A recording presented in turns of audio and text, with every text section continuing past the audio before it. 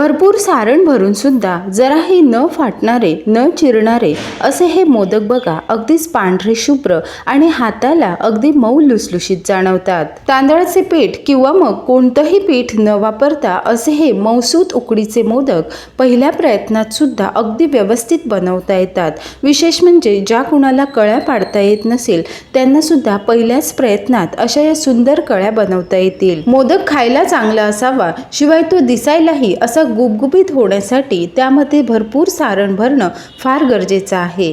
तर सुरुवातीला आपण सारण बनवून घेऊ।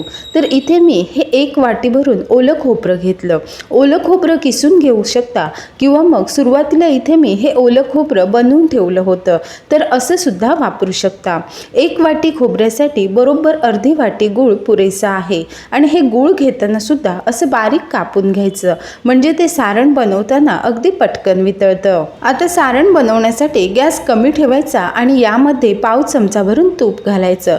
तूप हलकसं गरम झालं की मग यामध्ये तयार केलेलं ओलं खोबरं घालू। आज बनवलेले मोदक दुसऱ्या दिवशीपर्यंत चांगले टिकावे यासाठी या खोबऱ्यातील ओलसरपणा थोडासा कमी होणं गरजेचं असतं। त्यासाठी हे खोबरं साधारण 1 ते 2 मिनिटे सतत असं परतत भाजायचं।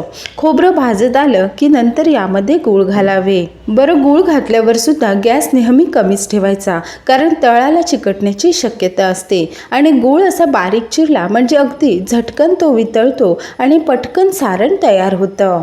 आजच्या या सारणामध्ये भरपूर काही काजू बदाम असं मी घातलं नाही, पण आपल्याला जर आवडत असेल तर यामध्ये थोडेसे काजू किंवा मनुके बदाम असे सुद्धा वापरू शकता। आता सर्वात शेवटी गॅस बंद केला आणि यामध्ये मी अर्धा चमचा भरून वेलची पूड घातली।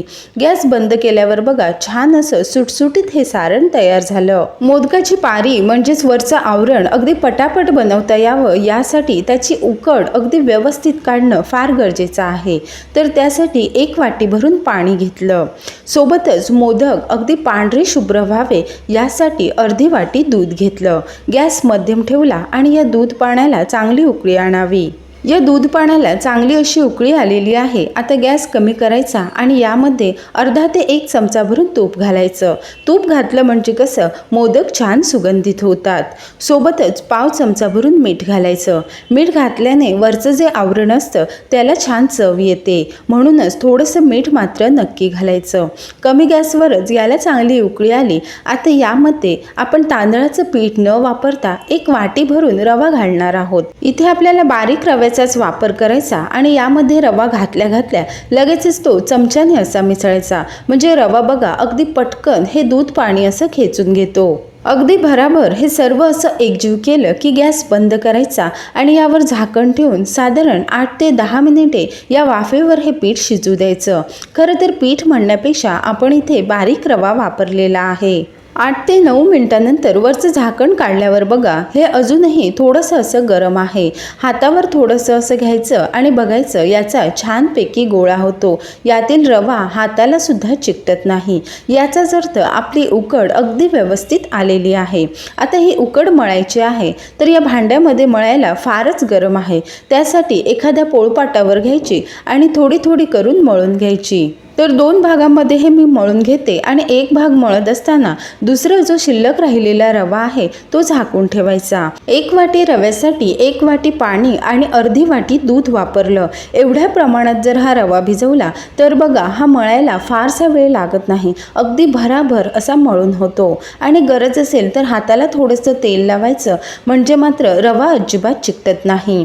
तर बघा, अगदी मऊसूत असा हा रवा भिजलाय। आता याचे छोटे छोटे असे गोळे करून ते झाकून ठेवायचे, म्हणजे अगदी पटापट आपल्याला मोदक बनवता येतील। कुणी जर पहिल्यांदाच मोदक बनवत असेल, मोदकाला कळ्या कशा पाडायच्या ते जमत नसेल, तर आज बघा अगदी सोप्या पद्धतीने आपण या मोदकाच्या कळ्या बनवणार आहोत।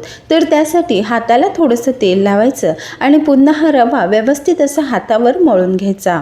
आता दोन्ही हातांचे अंगठे पिठाच्या आतमध्ये ठेवायचे आणि दोन्ही हाताच्या बोटाने असं सरकवत याची अशी पारी बनवायची। अगदी पातळ अशी पारी बनवलेली आहे।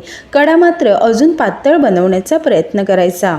आता अंगठ्याच्या बाजूचं जे बोट असतं त्याने थोडंसं पीठ मागे खेचायचं आणि मधलं बोट आणि अंगठ्याच्या मदतीने हे जे मागे ओढलेलं पीठ असतं त्याला हलकासा चिमटा आणायचा। या अशा कळ्या पाडताना अगदी जवळजवळ पाडण्याचा प्रयत्न करायचा, म्हणजे मोदक दिसायला फार सुंदर दिसतो।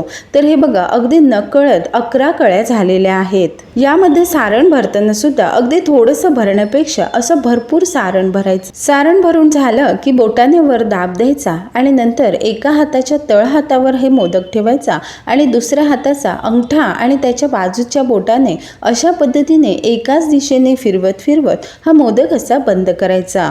वर जे शिल्लक राहिलेलं पीठ असतं ते काढून टाकायचा, म्हणजे वरच्या शेंडीला जास्तीचं पीठ राहत नाही। आता आपल्याला अशी हाताने पारी जमत नसेल तर अशी पोळपाटावर लाटून सुद्धा बनवू शकता। पारी लाटताना सुद्धा बघा, अजिबात पोळपाटाला चिकटत नाही। अशी बनवून झाली की नंतर हातावर घेऊन आपल्याला जमतील तशा या कळ्या करायच्या। अगदीच परफेक्ट करायची गरज नाही। एकदा कळ्या बनवून झाल्या की नंतर हाताने हा मोदक असा बंद करायचा। आता या कळ्या वरपर्यंत छान दिसाव्या यासाठी एखादा चमचा घ्यायचा आणि त्याच्या मागच्या बाजूने असं वरपर्यंत दाबायचं, म्हणजे बघा आपल्याला जरी कळ्या पाडता येत नसतील तरी सुद्धा बघा अगदी व्यवस्थित वरपर्यंत या कळ्या दिसतायत। एवढ्या या साहित्यामध्ये 11 मोदक आणि 1 करंजी होते। तर या चाळणीमध्ये जेवढे मोदक मावतील तेवढे यामध्ये घालून ते आपण वाफवून घेऊ। तर त्यासाठी 1 ग्लास पाणी गरम केलं आणि गॅस मध्यम ठेवून साधारण 8 ते 9 मिनिटे याला वाफ आणायची। सुरुवातीला आपण रवा चांगला वाफवला होता, त्यामुळे आता फार वेळ वाफवायची गरज नाही। वरचं झाकण काढल्यावर बघा, हा रवा हाताला अजिबात चिकटला नाही, सोबतच यातील एकही मोदक फाटलेला नाही। भरपूर सारण भरलेले हे मोदक हातात घेतल्यावरच अगदी मऊ आणि लुसलुशीत लागतायत। तर अशा पद्धतीने केलेले हे मोदक दुसऱ्या दिवशी जरी ठेवले तरीही छान असे मऊसूत राहतात। सोबतच ज्याला कुणाला कळ्या बनवता येत नसेल तर चमच्याच्या मदतीने अशा या सुंदर कळ्या आपण बनवू शकता। कधी जर तांदळाची पिठी नसेल तर असे हे रव्याचे उकडीचे मोदक आपण बनवू शकता। तर तुम्हाला आजचे हे उकडीचे मोदक कसे वाटले मला कमेंट करून कळवा। रेसिपी आवडली असेल तर व्हिडिओला लाईक करा आणि अशाच छान छान रेसिपी पाहण्यासाठी चॅनलला सबस्क्राईब करा आणि बाजूचे बेल आयकॉन दाबा। लवकरच भेटू एखाद्या नवीन रेसिपीसोबत। तोपर्यंत धन्यवाद।